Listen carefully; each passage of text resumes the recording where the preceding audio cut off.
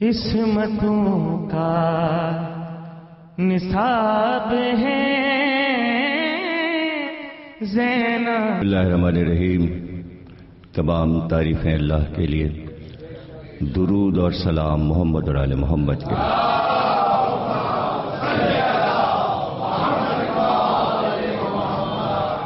1432 ہجری کے شہ محرم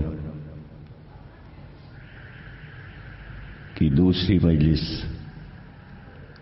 میٹرو ون ٹی وی کی جانب سے منعقد ہے۔ آپ حضرات تقریر سماعت فرما رہے ہیں۔ موضوع ہے کہ علم زندگی ہے، علم روشنی ہے۔ عرض کیا گیا کہ انبیاء کی آمد اور مسلسل ان کا آنا اور انسانوں کی ہدایت کرنا اس بات کی دلیل ہے کہ اللہ اپنی اس مخلوق کو جاہل نہیں رکھنا چاہتے۔ اور جب آپ سوچیں گے اور اس پہ غور کریں گے کہ کیا صدیوں پہلے انسان یہ جانتا تھا کہ ہمیں کیا کھانا ہے اور کیا نہیں کھانا ہے؟ اگر تدریجی اور ارتقائی دور تک آپ آ جائیں کہ جو انسانیت کا ارتقاء ہے اس میں آپ دیکھیں گے کہ کون ہے جو یہ بات نہیں جانتا کہ انسان جنگلوں کے پتے کھاتا تھا، جنگلی پھل کھاتا تھا۔ آج انسان کے لیے کتنا عظیم دسترخوان بچھا ہوا ہے۔ یہ دسترخوان اللہ کا بچھایا ہوا ہے، یہ نعمات اس نے عطا کی ہیں۔ تو اس وقت کے انسان تو سب چیزوں کے نام بھی نہیں جانتے تھے یا نام نہیں رکھے تھے۔ ظاہر ہے کہ انبیاء نے بتایا، بھئی یہی سب تو سکھانے آئے تھے۔ کوئی پیدائشی طور پہ انسان تھوڑی سب کچھ سیکھ کر آیا تھا کہ اس کو یہ معلوم ہے۔ جو قدرت نے اس کو صلاحیتیں دیں، جو عادات و اطوار دیے، وہ اپنی جگہ تھے، لیکن ان کو صحیح راہ پہ چلنے کے لیے اور کنٹرول کرنے کے لیے ٹھیک ہے قدم تمہیں اٹھانے آتے ہیں، لیکن کس سمت اٹھیں اور کدھر نہ اٹھیں۔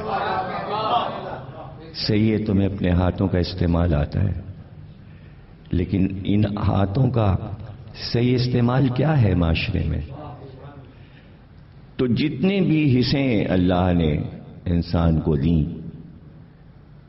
ناطقہ ہو، شامہ ہو، سامعہ ہو، باصرہ ہو، ان کا صحیح استعمال کس طرح انبیاء نے سکھایا کہ صدیوں یہ عمل جاری رہا۔ تو آج یہ چیزیں سکھانا نہیں پڑتی۔ اب یہ سب نہیں پڑھایا جاتا بچے کو کہ یہ کھانا اور یہ نہ کھانا۔ اب وہ خود دیکھ رہا ہے اور اس کا مشاہدہ اس کا علم بنتا جا رہا ہے۔ کچھ علم سن کر آتا ہے، کچھ علم دیکھ کر آتا ہے، کچھ علم پڑھ کر آتا ہے۔ لیکن یہ جتنا علم آ رہا ہے، جو کانوں کے ذریعے آ رہا ہے، جو آنکھوں کے ذریعے آ رہا ہے،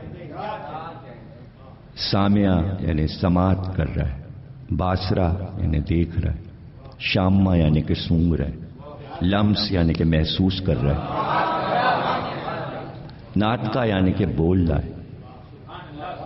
تو اب یہ سارے علوم جو اس میں سمائے ہوئے ہیں، انہیں کنٹرول کون کرے؟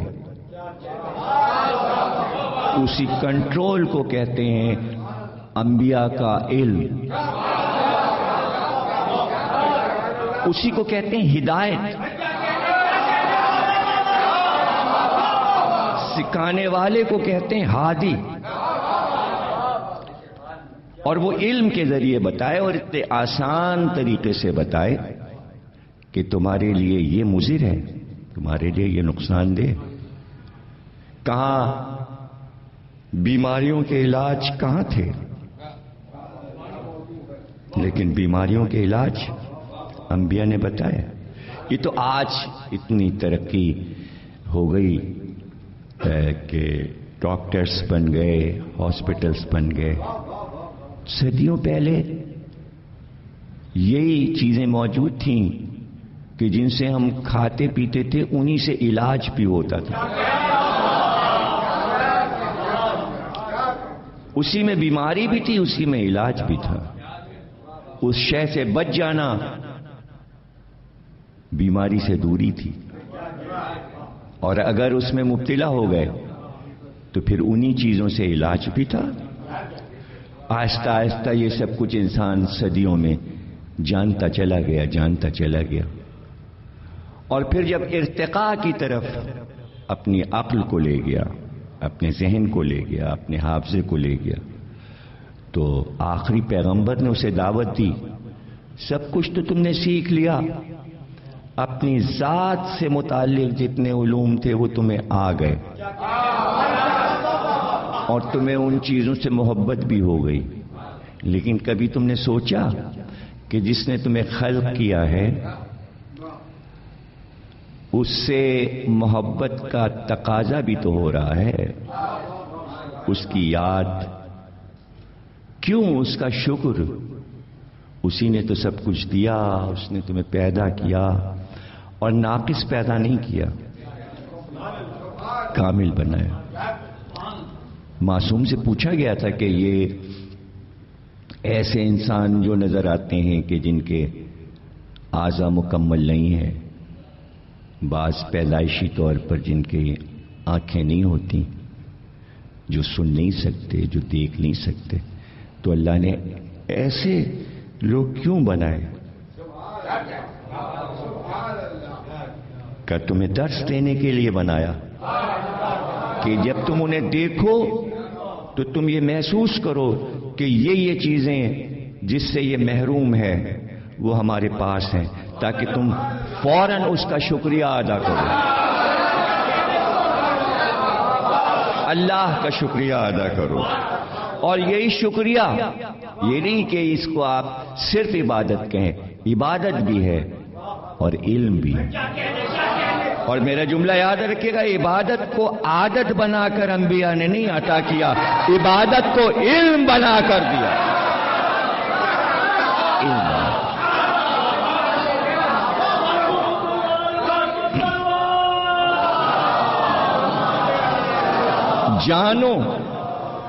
جانو اور برتو, اور جان کر, یعنی تمہیں یہ معلوم ہونا چاہیے کہ تم یہ کام کیوں کر رہے ہو, تم یہ کام کیوں کر رہے ہو. اور اس علم کو سب سے بڑا علم بنایا کہ معرفت الہی. ایک ہے اللہ کی یاد, ایک ہے اللہ کی عبادت. اللہ کو یاد کرنا, اللہ کی بات نہیں کہا. معرفت قربت پیدا کرتی ہے, جبکہ وہ بار بار یہ کہہ رہا ہے میں تم سے بہت قریب ہوں, میں تم سے بہت قریب ہوں, میں تمہارے رگے گلو سے بھی زیادہ قریب ہوں. قرآن میں وہ یہ بھی کہہ رہا ہے کہ جہاں دو ہوتے ہیں ان کا تیسرا میں ہوتا ہوں, یعنی میں ہر وقت موجود ہوتا ہوں. لیکن جملہ یاد رکھیے گا کہ اللہ تو سب کچھ کہہ رہا ہے, میں تم سے قریب ہوں, میں تمہارے رگے گلو سے قریب ہوں. کبھی تمہارا بھی دل چاہا کہ تم مجھ سے قریب ہو جاؤ.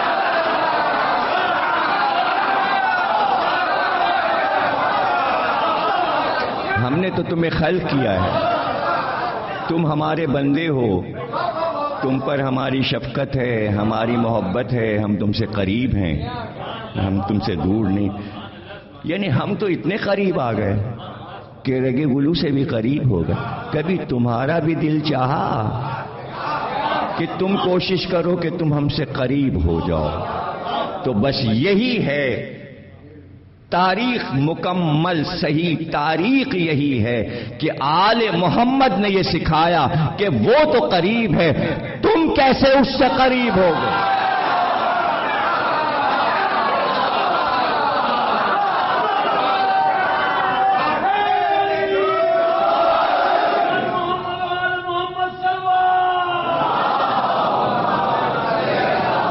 علم توحید، اللہ ایک ہے، صرف زبان سے کہہ دیا ایک نہیں، یہ تو علم ہے، کتنا سمجھے، زبانی نہیں، کتنے قریب ہو۔ جب تم اس سے قریب ہوگے تو پھر تمہیں اپنے علم کے جوہر کھلتے نظر آئیں گے۔ بتا دیا کہ ہماری زندگی ہماری نہیں، عطا اس نے کی ہے، ہم اس کے لیے جی رہے ہیں۔ ہمارا ہر عمل اپنے لیے نہیں ہے۔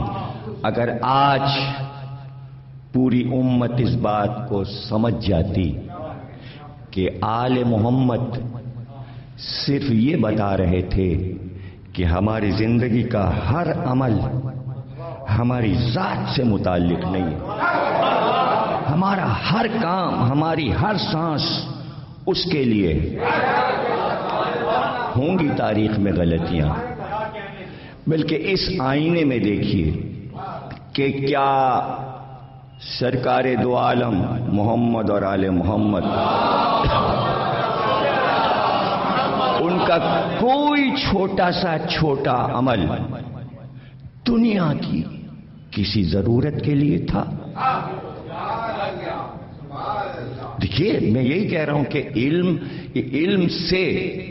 علم کی راہ سے یہ سارے رخ دیکھیں آپ کہ کیا وہ اپنے لیے، اپنی ذات کے لیے نہیں، ذات کی تو نفی ہو رہی، خود اللہ قرآن میں اعلان کیے دے رہا ہے وَمِنَ النَّاسِ مَن یشری نفسہ ابتغاء مرضات اللہ واللہ رؤوف بالعباد۔ میرے انہی بندوں میں کچھ ایسے بھی مردان خدا ہیں کہ جو اپنے نفس کو میرے لیے، میری راہ میں فروخت کر دیتے ہیں، تو ایسے لوگوں پر میں رؤوف یعنی مہربان ہو جاتا ہوں، ایسے لوگوں پہ میں مہربان ہوں۔ تو مسئلہ تو نفس کا ہے، تو جہاں اپنے نفس کو وقف کر دے، دے دے، بیچ دے، بے کر دے، آیت میں لفظ ہے بیچ دیتے ہیں، فروخت کر دیتے ہیں، نفس کو دے دیتے ہیں۔ کتنی مشہور قرآن کی آیت۔ تو کچھ مردان حق، کچھ مردان حق انہی بندوں میں ہیں جو نفس کو دے دیتے ہیں، بیچ دیتے ہیں۔ تو اب ان کا ہر کام ان کی ذات سے متعلق نہیں ہے۔ چھوٹی سے چھوٹی مثال، بڑی سے بڑی مثال کہ مشکل ترین منزل ہوتی ہے میدان جہاد میں، مقابل ہو دشمن کے جس سے یہ خطرہ ہو کہ یہ جان لے لے، انہیں پرواہ نہیں، اس لیے کہ معلوم ہے کہ اگر یہ جان لے لے گا، جب بھی اس کی بارگاہ میں یہ بھی اسی کا کام ہے، اور میں اسے ماروں گا جب بھی پروردگار کا کام ہے۔ تو جہاں ایسی منزل ہو، اور وہاں اس واقعے کو تاریخ نے تو لکھا ہی لکھا، مولانا روم نے اپنی مثنوی میں بھی نظم کیا کہ علی سر کاٹتے کاٹتے کافر سردار کے سینے سے اتر گئے کہ خود اسے کہنا پڑا کہ اے شہبازوں کے سردار، تو نے میرا سر کیوں نہیں کاٹا، تو میرے سینے سے کیوں اتر گیا اور ٹہل کیوں رہا ہے؟ تو لوگوں نے پوچھا علی سے، تو علی نے کہا کہ اس نے بے ادبی کی تھی، مجھے غصہ آیا تھا، غصہ میرا ذاتی ہے،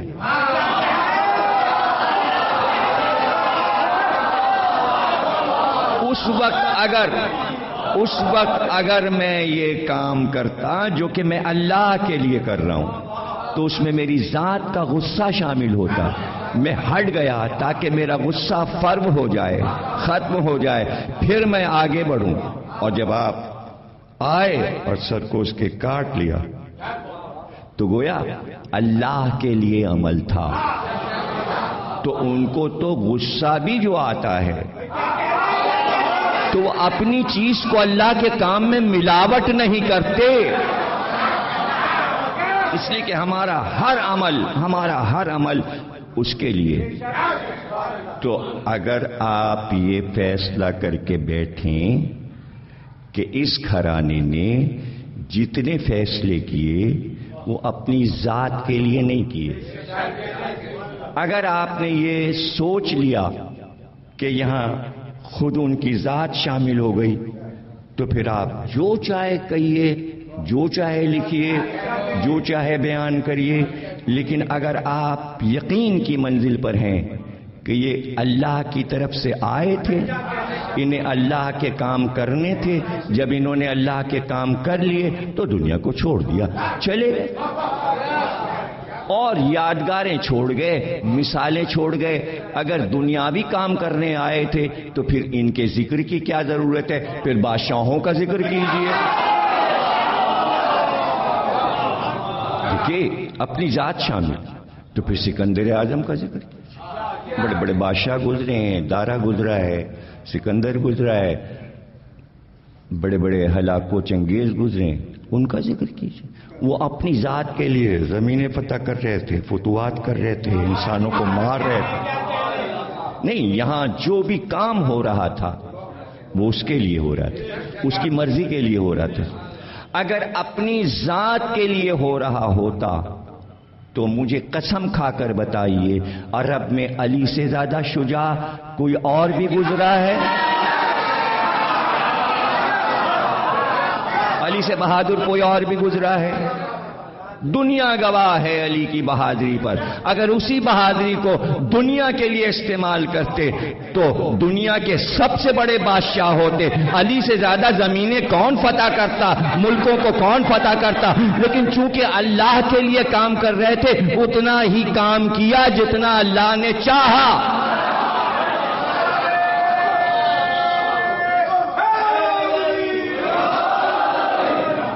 تو یاد رکھیے حسین نے 60 ہجری 28 رجب کو مدینہ اپنی ذات کے لیے نہیں چھوڑا.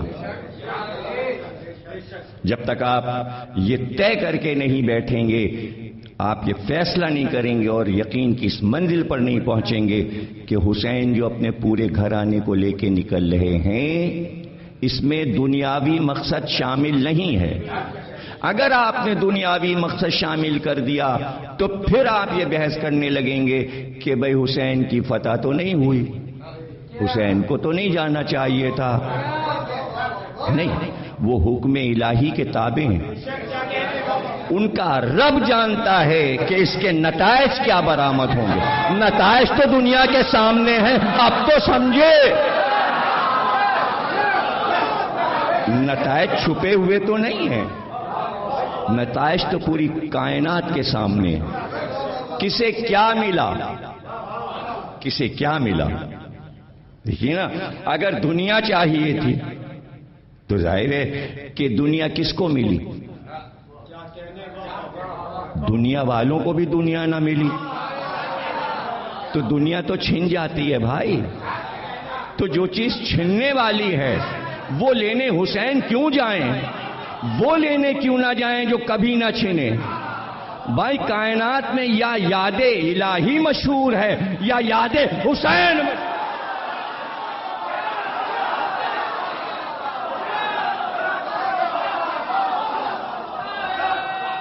دو ہی چیزیں تو مشہور ہیں, دو ہی چیزیں تو مشہور ہیں. اللہ آپ سے کیا طلب کرتا ہے؟ اللہ آپ سے کیا طلب کرتا ہے؟ اللہ آپ سے دولت مانگتا ہے؟ اللہ آپ سے زمینیں مانگتا ہے؟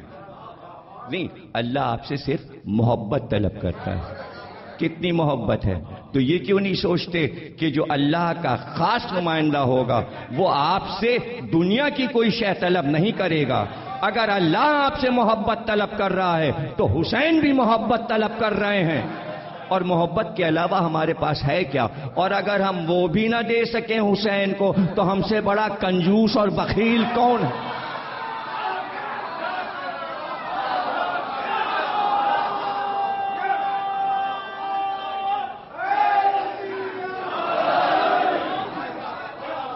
ذکر حسین اس بات کی آزمائش ہے کہ آپ دل کے شاہ ہو یا نہیں. دل کا شاہ وہی ہوتا ہے جو محرم میں یہ پکارے شاہ ہست حسین، بادشاہ ہست حسین، دیں ہست حسین، دیں پناہ ہست حسین. کتنی آسان بات کہہ دی معین الدین چشتی اجمیری نے کہ حسین کیا تھے؟ حسین کیا تھے؟ حسین دین تھے. اور آج مسئلہ کیا ہے امت کا؟ دین. دین اور حسین دین تھے. تو دو باتیں ایک ہی مصرے میں رکھ کر بتایا، دین بھی تھے اور دین کی پناہ بھی تھی. دین کو پناہ بھی دی.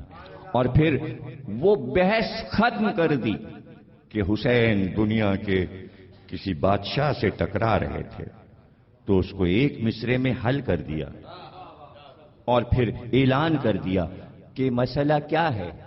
فتح اس سے نہیں ہوتی کہ کوئی دشمن کو مار ڈالے اور اس کی سلطنت پہ قبضہ کر لے، اس کے تخت پہ بیٹھ جائے، اس کے خزانوں کو اپنے قبضے میں کر لے. بلکہ معین الدین چشتی نے بتایا سرداد ناداد دست در دست یزید. حسین نے اپنی فتح کا اعلان یوں کیا کہ میں اس سے کچھ نہیں طلب کر رہا، میری کوئی طلب نہیں ہے، میری کوئی طلب نہیں، وہ مجھ سے طلب کر رہا ہے. اور صرف کیا طلب کر رہا ہے؟ یہ ہاتھ تمہارا جو ہے میرے ہاتھ پہ رکھ دو. حسین نے کہا بس یہی تو نہیں دوں گا، یہی تو نہیں دوں گا، ہاں سر لے جا، سر لے جا.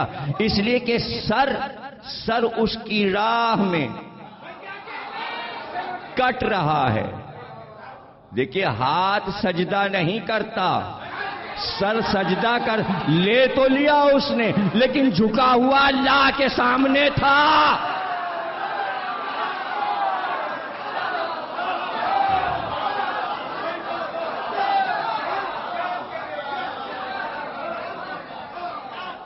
جھکا ہوا اس کے سامنے. دیکھ تیری بارگاہ میں جھکا ہوا ہے، تیری بارگاہ میں جھکا ہوا ہے. اور یہ تو نہیں ملے گا. یہ کیا ہے؟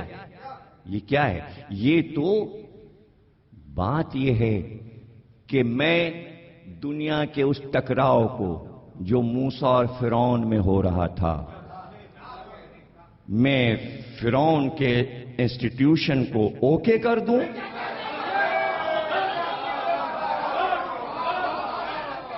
اوکے کر دوں. کہاں موسیٰ نے اپنا وہ ہاتھ فرعون کو دیا جو ید بیضا سے سجا ہوا تھا. بچپن کا وہ چھالا ہاتھ کا نور بن گیا اور اللہ نے کہا موسیٰ اندھیرے میں ہاتھ کھولو گے، مٹھی کھولو گے تو روشنی پھیلے گی. تو اپنے ہاتھ سے موسیٰ روشنی پھیلا کے گویا علم پھیلا رہے تھے جہل کے اندھیروں میں. آؤ اس روشنی میں راستے پر چلتے ہوئے آ جاؤ. موسیٰ کا ہاتھ موسیٰ کے عہد میں روشنی پھیلا رہا تھا، حسین کا ہاتھ قیامت تک روشنی.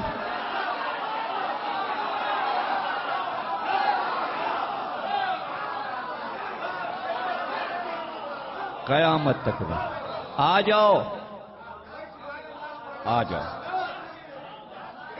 چلتے جاؤ، علم سیکھتے جاؤ. جہالت سے دور ہوتے جاؤ، علم سے قریب ہوتے جاؤ۔ ضرورت اس بات کی ہے کہ حسین کے ایک ایک عمل کو علم کی روشنی میں دیکھا جائے۔ کبھی سوچئے بیٹھ کے ٹھنڈے دل سے اور غور کیجئے اس بات پر، کس کو لے گئے ساتھ اور کسے مدینے میں چھوڑ دیا۔ علم ہے، علم ہے۔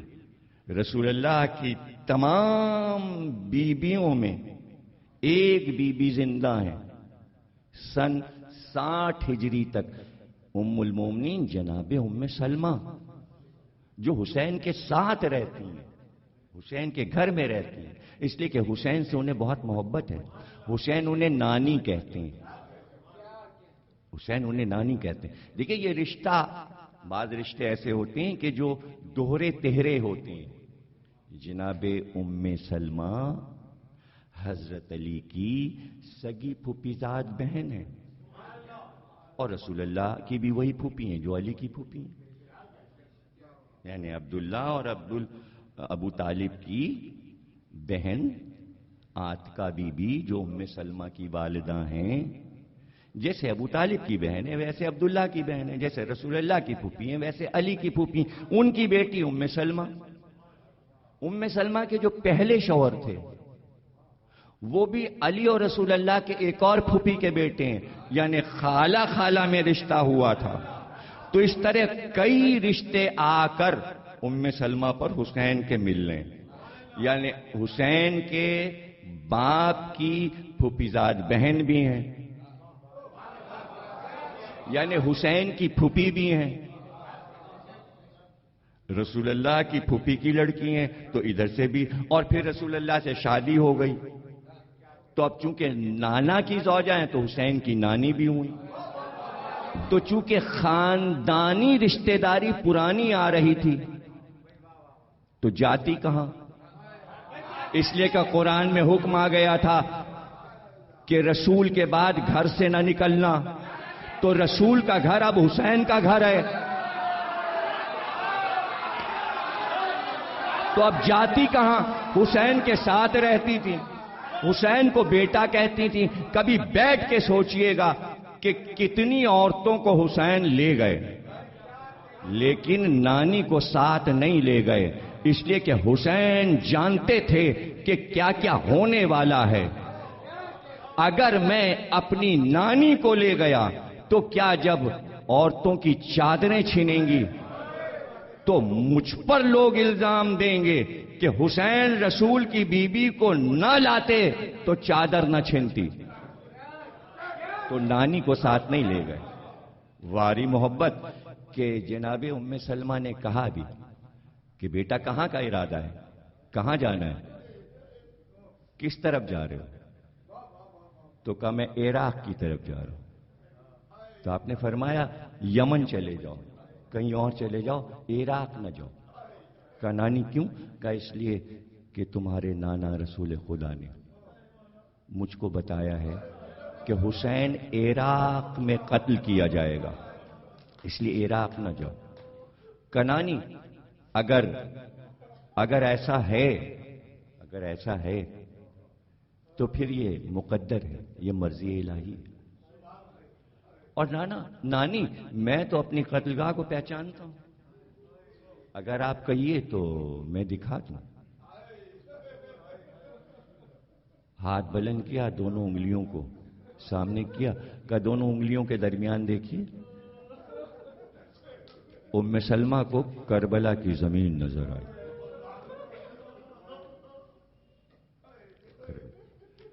تو بے اختیار کہا کہ حسین ایک بات میں تمہیں بتاتی ہوں کہ رات سے مدینے میں ہزاروں رونے کی آوازیں آ رہی ہیں، اور بیٹا اتنا گریا مدینے میں پہلی بار اس وقت ہوا تھا جس رات تمہارے نانا کی وفات ہوئی تھی۔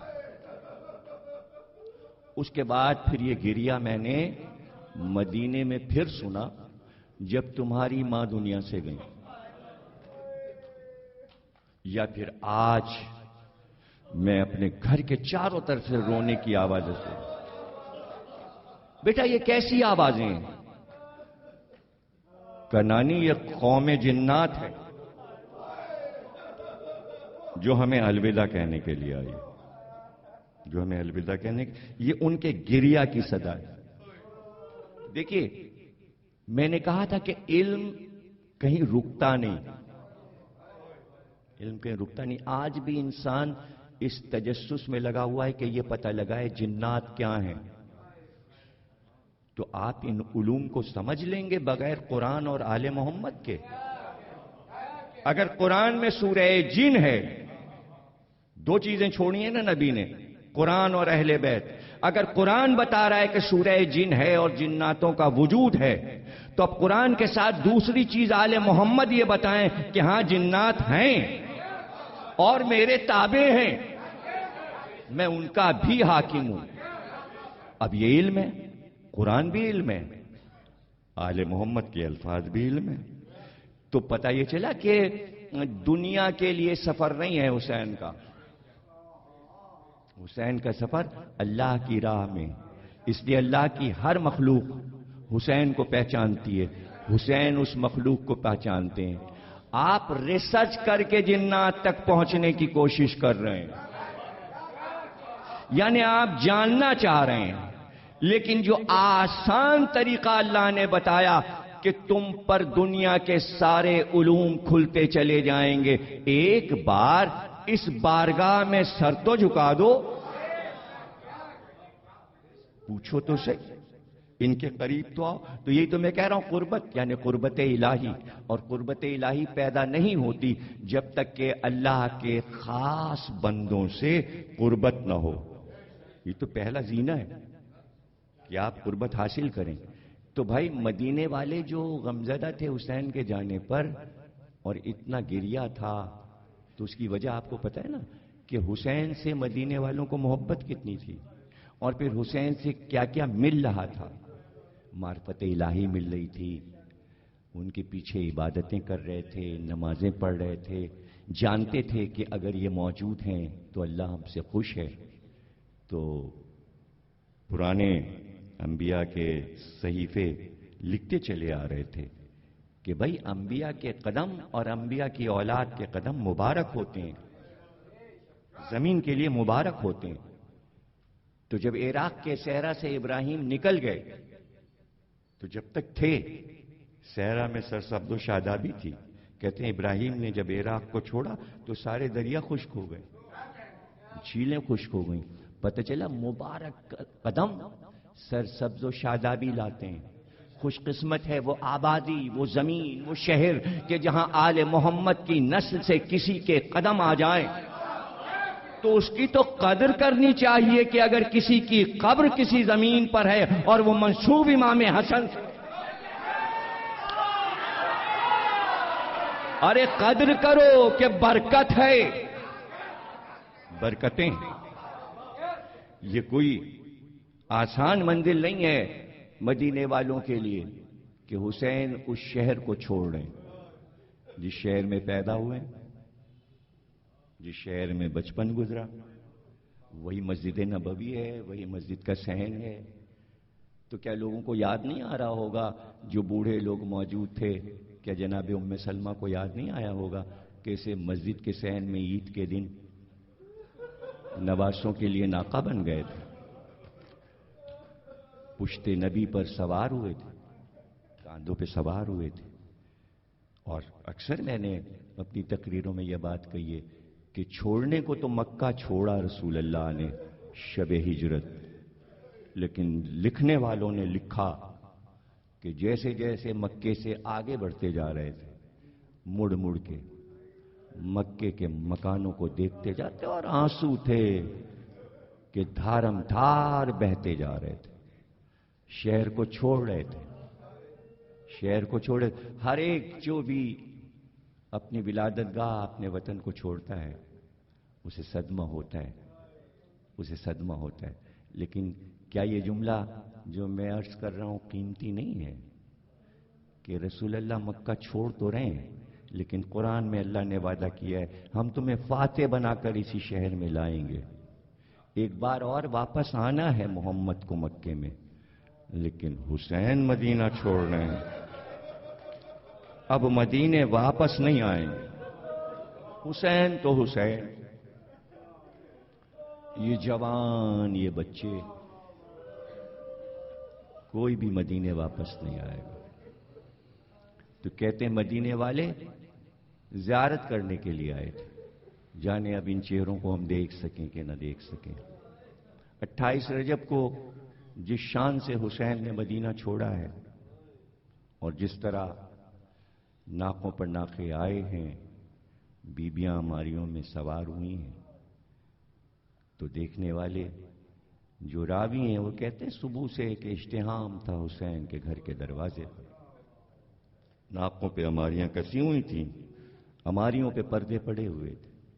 سنان کوفی جو اسی دن مدینے میں داخل ہوا تھا اپنے ساتھی کے ساتھ، تو اس نے کہا دیکھو کبھی تم نے اگر بنی ہاشم کی سواریوں کی شان نہ دیکھی ہو تو آج دیکھو کہ ان کے پردے کا اہتمام کیا ہوتا ہے.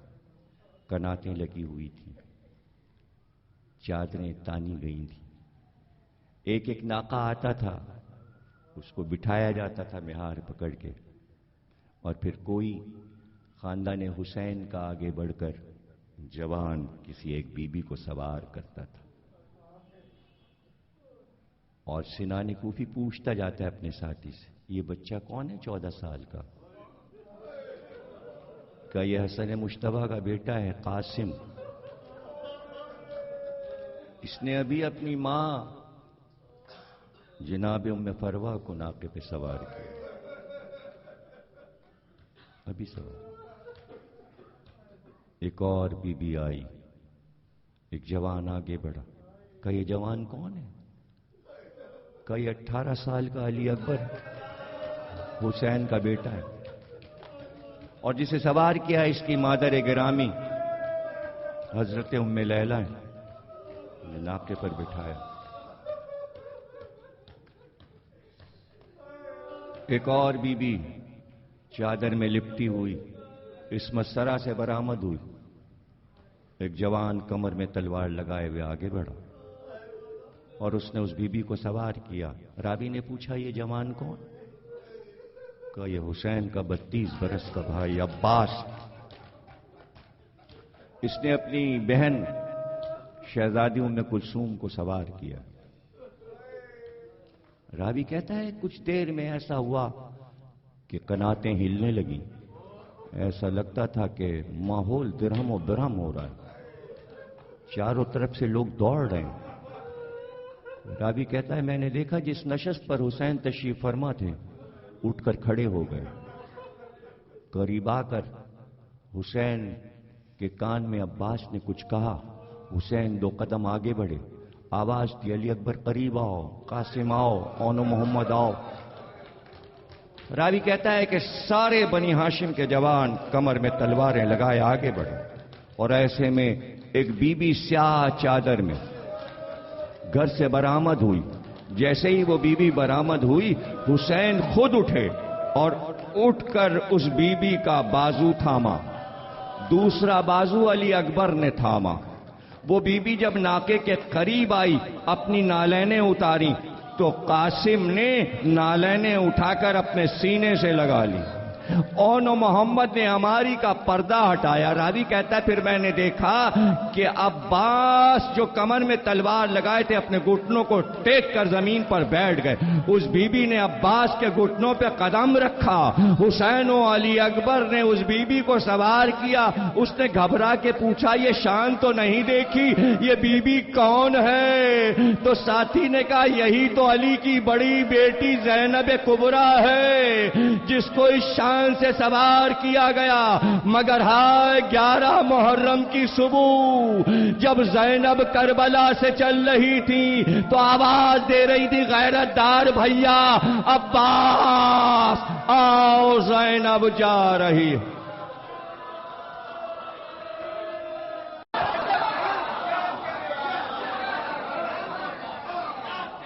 جھکا ہوا اس کے سامنے دیکھ تیری بارگاہ میں جھکا ہوا ہے، تیری بارگاہ میں جھکا ہوا ہے، اور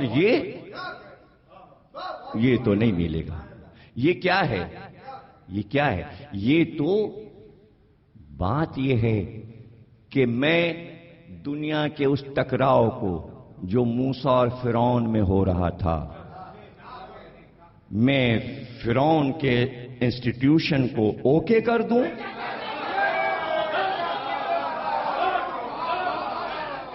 اوکے کر دوں۔ کہاں موسیٰ نے اپنا وہ ہاتھ فرعون کو دیا جو ید بیضا سے سجا ہوا تھا؟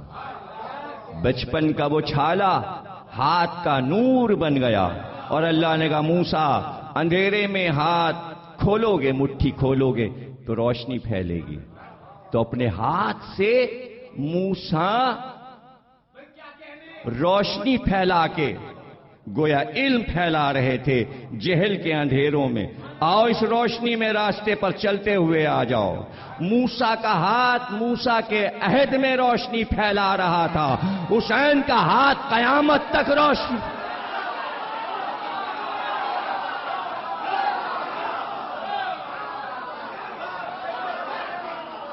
قیامت تک آ جاؤ، آ جاؤ، چلتے جاؤ، علم سیکھتے جاؤ، جہالت سے دور ہوتے جاؤ، علم سے قریب ہوتے جاؤ۔ ضرورت اس بات کی ہے کہ حسین کے ایک ایک عمل کو علم کی روشنی میں دیکھا جائے۔ کبھی سوچئے بیٹھ کے ٹھنڈے دل سے اور غور کیجئے اس بات پر، کس کو لے گئے ساتھ اور کسے مدینے میں چھوڑ دیا؟ علم ہے، علم ہے۔ رسول اللہ کی تمام بیویوں میں ایک بیوی زندہ ہیں، سن 60 ہجری تک، ام المومنین جناب ام سلمہ، جو حسین کے ساتھ رہتی ہیں، حسین کے گھر میں رہتی ہیں، اس لیے کہ حسین سے انہیں بہت محبت ہے۔ حسین انہیں نانی کہتے ہیں، حسین انہیں نانی کہتے ہیں۔ دیکھیں یہ رشتہ، بعض رشتے ایسے ہوتے ہیں کہ جو دوہرے تہرے ہوتے ہیں۔ جناب ام سلمہ حضرت علی کی سگی پھوپھیزاد بہن ہے، اور رسول اللہ کی بھی وہی پھوپھی ہیں جو علی کی پھوپھی ہیں، یعنی عبداللہ اور ابو طالب کی بہن عاتکہ بی بی جو ام سلمہ کی والدہ ہیں، جیسے ابو طالب کی بہن ہے ویسے عبداللہ کی بہن ہے، جیسے رسول اللہ کی پھوپھی ہیں ویسے علی کی پھوپھی ہیں۔ ان کی بیٹی ام سلمہ، ام سلمہ کے جو پہلے شوہر تھے وہ بھی علی اور رسول اللہ کے ایک اور پھوپھی کے بیٹے ہیں، یعنی خالہ خالہ میں رشتہ ہوا تھا۔ تو اس طرح کئی رشتے آ کر ام سلمہ پر حسین کے ملنے، یعنی حسین کے باپ کی پھوپھیزاد بہن بھی ہیں، یعنی حسین کی پھوپھی بھی ہیں، رسول اللہ کی پھوپھی کی لڑکی ہیں تو ادھر سے بھی، اور پھر رسول اللہ سے شادی ہو گئی تو اب چونکہ نانا کی زوجہ ہیں تو حسین کی نانی بھی ہوئی۔ تو چونکہ خاندانی رشتہ داری پرانی آ رہی تھی تو جاتی کہاں؟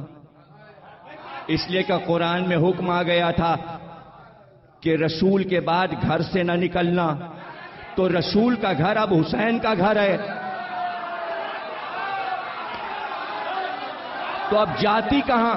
حسین کے ساتھ رہتی تھی، حسین کو بیٹا کہتی تھی۔ کبھی بیٹھ کے سوچئے گا کہ کتنی عورتوں کو حسین لے گئے، لیکن نانی کو ساتھ نہیں لے گئے، اس لیے کہ حسین جانتے تھے کہ کیا کیا ہونے والا ہے۔ اگر میں اپنی نانی کو لے گیا تو کیا جب عورتوں کی چادریں چھینیں گی تو مجھ پر لوگ الزام دیں گے کہ حسین رسول کی بیوی کو نہ لاتے تو چادر نہ چھینتی، تو نانی کو ساتھ نہیں لے گئے۔ واری محبت کہ جناب ام سلمہ نے کہا بھی کہ بیٹا کہاں کا ارادہ ہے، کہاں جانا ہے، کس طرف جا رہے ہو؟ تو کہا میں عراق کی طرف جا رہا ہوں۔ تو آپ نے فرمایا یمن چلے جاؤ۔ کہیں اور چلے جاؤ، عراق نہ جاؤ۔ کہا نانی کیوں؟ کہا اس لیے کہ تمہارے نانا رسول خدا نے مجھ کو بتایا ہے کہ حسین عراق میں قتل کیا جائے گا، اس لیے عراق نہ جاؤ۔ کہا نانی اگر ایسا ہے تو پھر یہ مقدر ہے، یہ مرضی الہی ہے۔ اور نانی میں تو اپنی قتلگاہ کو پہچانتا ہوں، اگر آپ کہیے تو میں دکھا دوں۔ ہاتھ بلند کیا، دونوں انگلیوں کو سامنے کیا، کہ دونوں انگلیوں کے درمیان دیکھیے، ام سلمہ کو کربلا کی زمین نظر آئی۔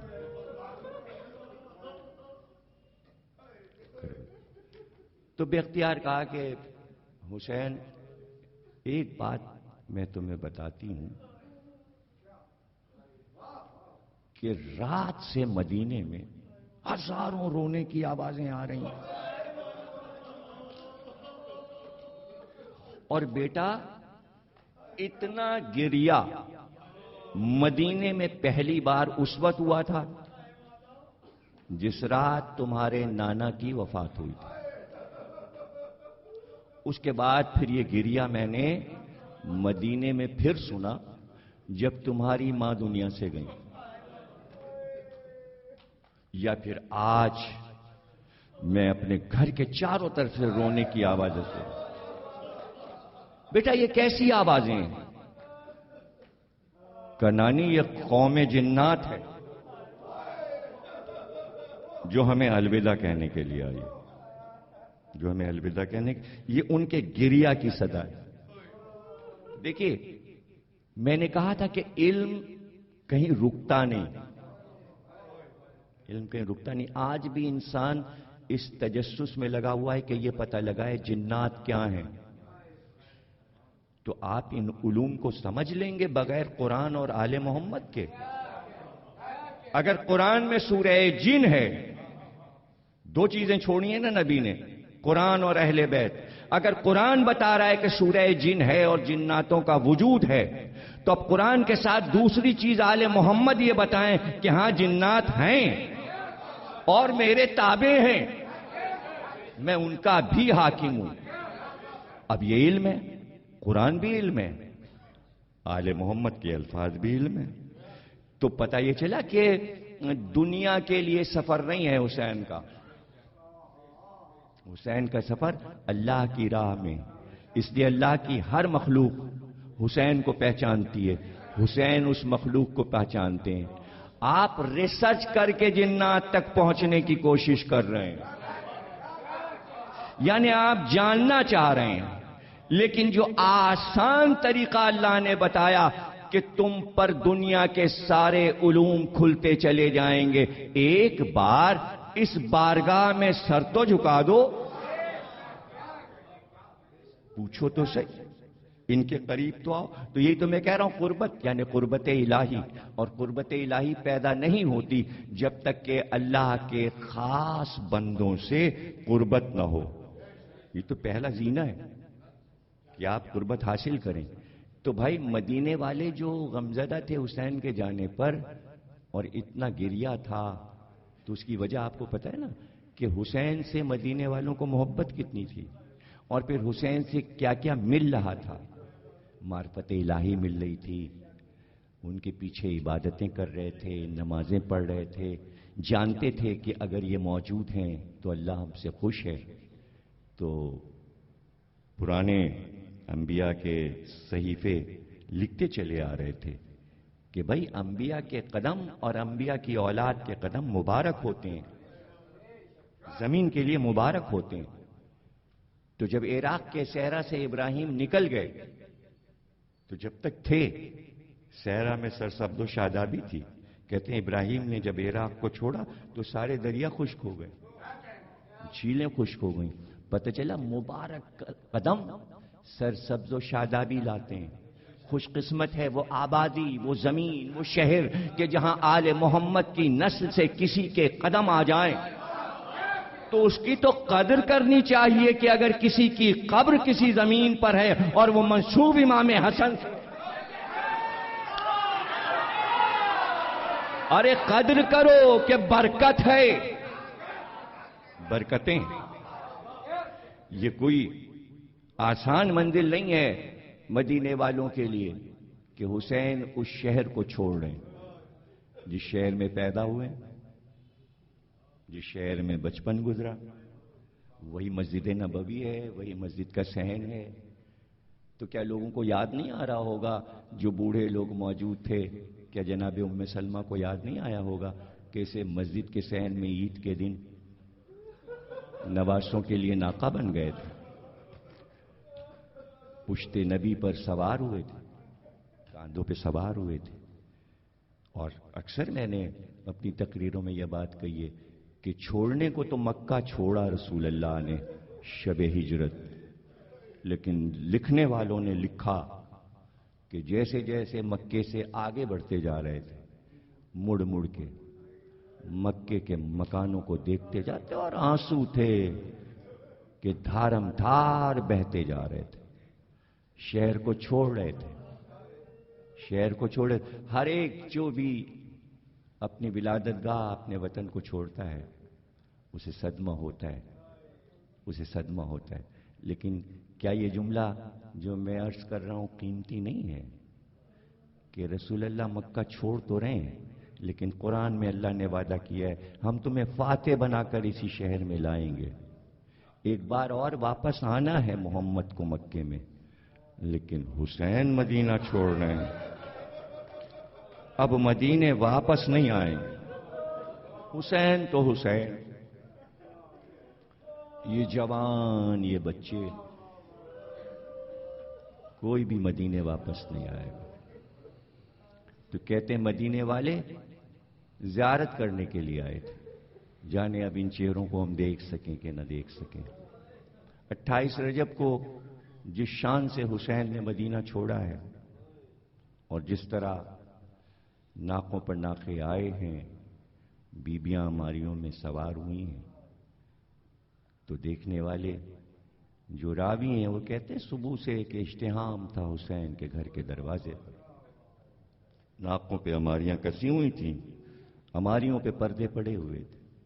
سنان کوفی جو اسی دن مدینے میں داخل ہوا تھا اپنے ساتھی کے ساتھ, تو اس نے کہا دیکھو کبھی تم نے اگر بنی ہاشم کی سواریوں کی شان نہ دیکھی ہو تو آج دیکھو کہ ان کے پردے کا اہتمام کیا ہوتا ہے. کناتیں لگی ہوئی تھیں, چادریں تانی گئی تھیں. ایک ایک ناقہ آتا تھا اس کو بٹھایا جاتا تھا مہار پکڑ کے, اور پھر کوئی خاندان حسین کا آگے بڑھ کر جوان کسی ایک بیوی کو سوار کرتا تھا. اور سنان کوفی پوچھتا جاتا ہے اپنے ساتھی سے یہ بچہ کون ہے 14 سال کا؟ کہ یہ حسن مشتبہ کا بیٹا ہے قاسم. اس نے ابھی اپنی ماں جناب ام فروہ کو ناقے پہ سوار کیا, ابھی سوار. ایک اور بی بی آئی, ایک جوان آگے بڑھا. کہ یہ جوان کون ہے؟ کہ یہ 18 سال کا علی اکبر حسین کا بیٹا ہے, اور جسے سوار کیا اس کی مادر گرامی حضرت ام لیلہ ہے, ناقے پر بٹھایا. ایک اور بی بی چادر میں لپٹی ہوئی اس مسرا سے برآمد ہوئی. ایک جوان کمر میں تلوار لگائے ہوئے آگے بڑھا اور اس نے اس بی بی کو سوار کیا. راوی نے پوچھا یہ جوان کون؟ کہ یہ حسین کا 32 برس کا بھائی عباس. اس نے اپنی بہن شہزادی ام کلثوم کو سوار کیا. راوی کہتا ہے کچھ دیر میں ایسا ہوا کہ قناتیں ہلنے لگیں. ایسا لگتا تھا کہ ماحول درہم و برہم ہو رہا ہے, چاروں طرف سے لوگ دوڑ رہے ہیں. راوی کہتا ہے میں نے دیکھا جس نشست پر حسین تشریف فرما تھے اٹھ کر کھڑے ہو گئے. قریب آ کر حسین کے کان میں عباس نے کچھ کہا. حسین 2 قدم آگے بڑھے, آواز دی علی اکبر قریب آؤ, قاسم آؤ, اون محمد آؤ. راوی کہتا ہے کہ سارے بنی ہاشم کے جوان کمر میں تلواریں لگائے آگے بڑھے، اور ایسے میں ایک بی بی سیاہ چادر میں گھر سے برآمد ہوئی۔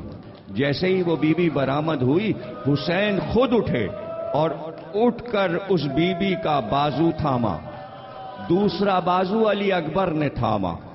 وہ بی بی جب ناکے کے قریب آئی، اپنی نالینیں اتاری تو قاسم نے نالینیں اٹھا کر اپنے سینے سے لگا لی۔ اون محمد نے ہماری کا پردہ ہٹایا۔ راوی کہتا ہے پھر میں نے دیکھا کہ عباس جو کمر میں تلوار لگائے تھے اپنے گھٹنوں کو ٹیک کر زمین پر بیٹھ گئے۔ اس بی بی نے عباس کے گھٹنوں پہ قدم رکھا۔ حسین و علی اکبر نے اس بی بی کو سوار کیا۔ اس نے گھبرا کے پوچھا یہ شان تو نہیں دیکھی، یہ بی بی کون ہے؟ تو ساتھی نے کہا یہی تو علی کی بڑی بیٹی زینب کبریٰ ہے جس کو اس شان سے سوار کیا گیا۔